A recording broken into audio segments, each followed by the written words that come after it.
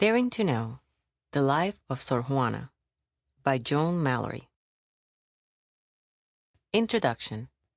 Have you ever heard the label a Renaissance man? It's used to describe someone who is skilled in many things. The original Renaissance man was Leonardo da Vinci. Da Vinci was a great artist, engineer, sculptor, and inventor. This book describes a Renaissance woman, Sor Juana Inés de la Cruz. Sor Juana lived in the late 1600s in the country now known as Mexico. She had numerous talents. Sor Juana wrote poetry, letters, and plays. She was an adept historian and was fluent in Latin. Sor Juana was also skilled with using money. Sor Juana was a talented woman. She was also brave.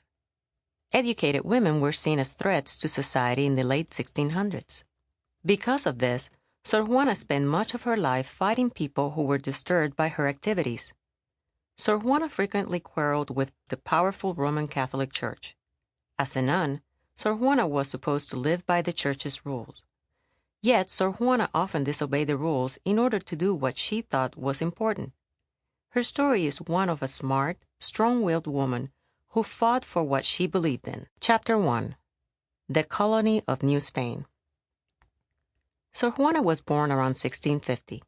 She grew up in San Miguel Nepantla, a town located about 50 miles outside of Mexico City.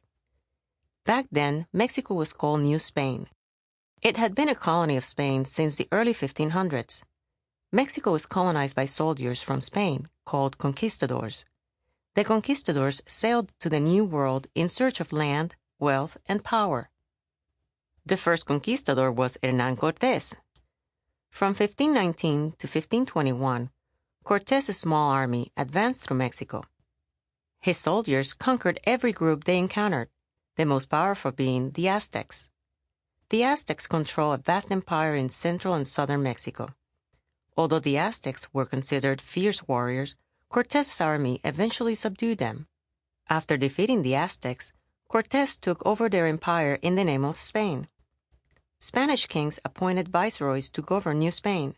The viceroy, vice meaning in the place of, and roy meaning king, was the king's representative in New Spain. He had a court that was similar to the royal courts of Europe. The viceroy's court was in Mexico City, which had the same name then as it does now.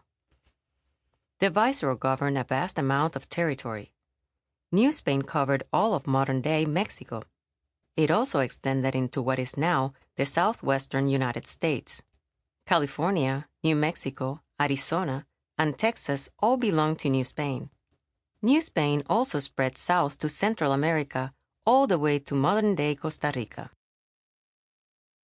New Spain's society was hierarchical. It can be compared to the shape of a pyramid. At the narrow top were people who had been born in Spain. These people were called peninsulares, in reference to Spain's peninsular geography. Just below the peninsulares came the criollos. These individuals were born in New Spain. Their parents, however, were native Spaniards. Criollos outnumbered peninsulares. Mestizos far outnumbered both groups. Ranked below the criollos, the mestizos were part Spanish and part indigenous. Finally, people of pure indigenous or African background ranked below the mestizos. The peninsulares held the most important positions in New Spain. They controlled its government and finances. They also ran its courts and set its laws. Women who were peninsulares often sailed back to Spain if they were pregnant. This was so the children would be born as peninsulares. It might seem odd to you that people would go to such lengths to ensure that their children would be born into a certain class. Sailing back then was dangerous. Many ships were lost at sea.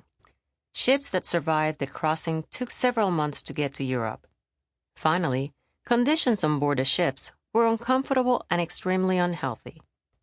Even if a ship was able to complete the journey, a large number of its passengers would often fall ill and die before reaching Spain. Was it really worth it just to make sure a child was born into a certain class? It was to the people of that time. Peninsulares obtained better, higher-paying jobs than criollos. They had rights and privileges that criollos lacked. The difference across class lines Sample complete. Ready to continue?